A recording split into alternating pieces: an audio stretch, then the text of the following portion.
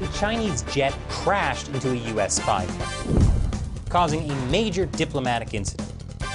And 20 years later, the CCP is celebrating its propaganda victory.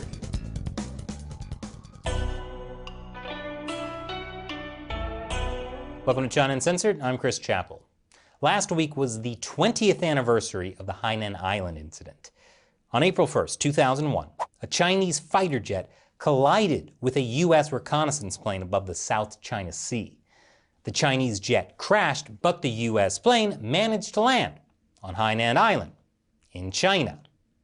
The collision caused a major diplomatic incident between the U.S. and China.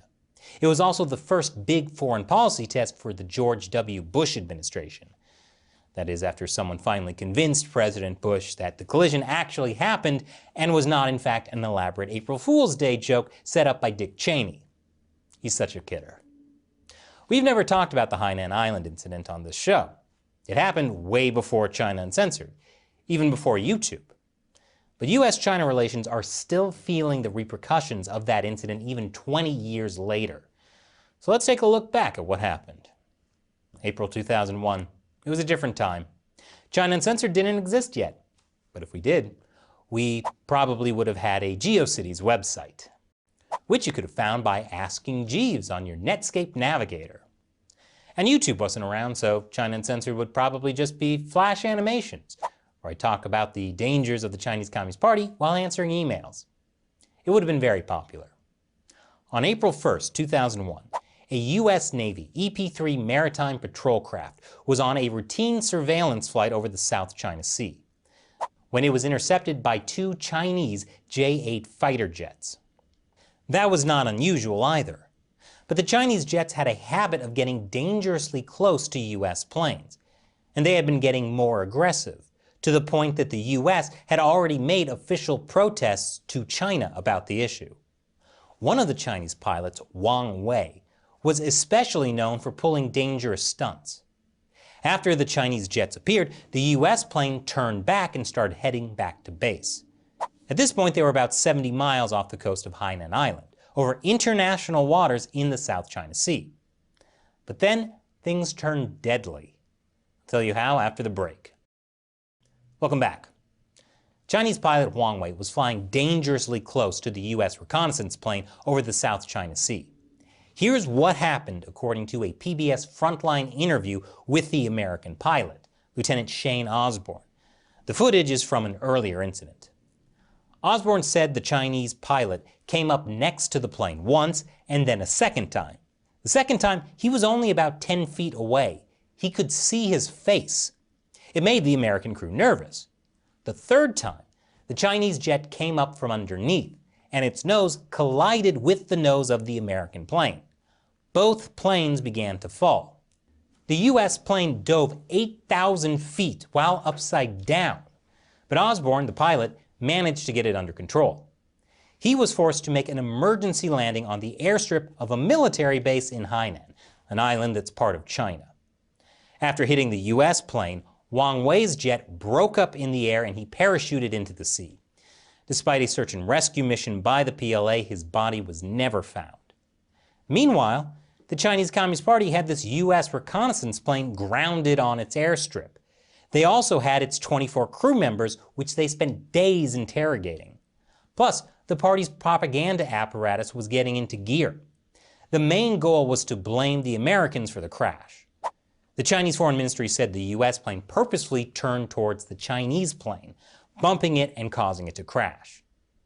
That might have been based on the account of Wang Wei's wingman, Zhao Yu, who said he saw the head and left wing of the U.S. plane bump into Wang's plane, although Zhao didn't say that the U.S. plane turned towards the Chinese jet. The Foreign Ministry also said the U.S. should bear full responsibility for the incident and also pay compensation for the Chinese damage. The idea that the U.S. needed to take full responsibility was repeated, including by then Chinese leader and chief toad, Jiang Zemin. Jiang also said the Chinese government had sufficient evidence that it was America's fault. And Jiang also accused the U.S. of violating Chinese airspace. It's not clear what evidence the Chinese Communist Party had because they never released any. Meanwhile, the U.S. government initially didn't assign any blame. But as the Chinese Communist Party continued with its propaganda offensive, including suggesting that the U.S. would need to apologize before China would release the American crew members, the U.S. government began to change tactics. The Department of Defense released a video showing the pilot, Wang Wei, getting dangerously close to another U.S. plane in January 2001. That's the footage you saw earlier. The U.S. also released a photo showing Wang Wei flying close to a U.S. plane and holding up his email address. You can't quite make it out in the photo, but I'm guessing it was an AOL.com address. But basically, the U.S. was showing Wang Wei was a reckless pilot who had a history of showboating and harassing U.S. planes. That's something the Chinese Communist Party didn't want to get out, since they were making Wang into a martyr, including awarding him the title of Guardian of the Territorial Airspace and Waters. After days of tense negotiations, the U.S. ambassador to China issued what became known as the Letter of Two Sorries. The letter expressed sincere regret over China's missing pilot and said that the U.S. was sorry for their loss. It also said the U.S. was very sorry the entering of China's airspace and landing did not have verbal clearance. Keep in mind, this U.S. reconnaissance plane, or what Chinese propaganda would like you to remember as the spy plane, was flying over international waters when it was hit. It only entered Chinese airspace to make the emergency landing. But the Chinese regime took this as the U.S. apologizing for the incident. The U.S. maintained that the letter expressed the Bush administration's regret and sorrow, but it was absolutely not an apology. Diplomacy, the art of purposeful ambiguity so that both sides can say they won. But what happened to the American crew? And what happened to the plane with the sensitive technology on board? I'll tell you after the break. Welcome back. The U.S. sent China a letter of regret about the collision, and afterwards, China released the 24 American crew members. They flew back to the U.S. 10 days after their emergency landing. And the U.S. reconnaissance plane was eventually dismantled and returned to the U.S. 3 months later. The U.S. also paid China more than $30,000 to cover the costs of housing the American plane crew, which the Chinese regime claimed was compensation for the crash. After the Americans were safely home, the Bush administration was more direct about blaming the Chinese pilot for the collision. But the damage was already done. The Chinese Communist Party's narrative that it was America's fault was here to stay. In the aftermath of the incident, it was clear that the Chinese Communist Party was able to learn quite a bit of classified intel from the U.S. plane. Although the EP-3's crew tried to destroy as much classified information as they could, including by smashing computers, they weren't able to do so completely. It's even possible that the Chinese Communist Party was able to reverse engineer the plane's operating system. Mastering it would give China a roadmap for decrypting the Navy's classified intelligence and operational data. In 2008, an unrelated incident showed this data breach might have happened. So the Obama administration spent hundreds of millions of dollars replacing all of the similar operating systems in the Navy. The Chinese regime also learned secret information involving what the U.S. knew about the PLA. For example, that the U.S. had been able to locate and collect signal transmissions associated with Chinese submarines. And now, 20 years later, the Chinese Communist Party is still using the Hainan Island incident as propaganda. In fact, they're practically celebrating it, as they launch drills in the South China Sea.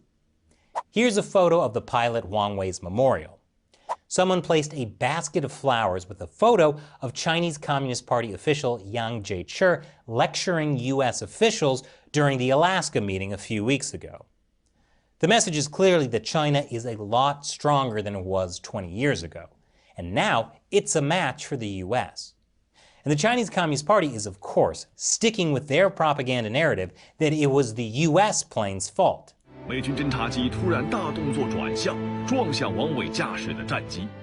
That's from a state-run media video that uses the Hainan Island incident to brag about how advanced China's military is now. But as advanced as the PLA is, it doesn't mean they've stopped flying dangerously around U.S. planes. Which means that there could still be another Hainan Island incident today, as if there aren't already enough flashpoints in the South China Sea. And now it's time for me to answer a question from one of you. a fan who supports China Uncensored on the crowdfunding website Patreon. Banana Pancakes asks, so how far will this nationalistic fervor continue in China? Will people go start burning down factories? At this point, they might as well, so that factory owners can claim their insurance coverage. Now that's in reference to our episode about China boycotting foreign brands like H&M and Nike because they refuse to use Xinjiang cotton, aka cotton that is likely made from slave labor.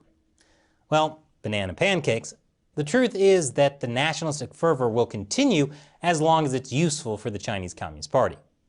They've gotten really good at being able to gin up the outrage when they need it, but also keep it from going too far and out of control, thanks to the magic of internet censorship, and a mass surveillance state, and a huge propaganda apparatus. You get the picture. Burning down factories would be going too far, because then it would make China look bad, just like the anti-Japanese protests back in 2012 that turned into people burning Japanese cars and causing over $100 million in damage. Plus, there's always the possibility that if you let people protest too much about one thing, they could start protesting about other things. Or even worse, protesting against the Chinese Communist Party. So they're not going to let that happen. Thanks for your question, Banana Pancake. Be like Banana Pancakes. Go to patreon.com/China Uncensored and support the show for as little as $1 an episode. And I could answer your question too. And thank you for watching this episode of China Uncensored. Once again, I'm Chris Chappell. I'll see you on our GeoCities page.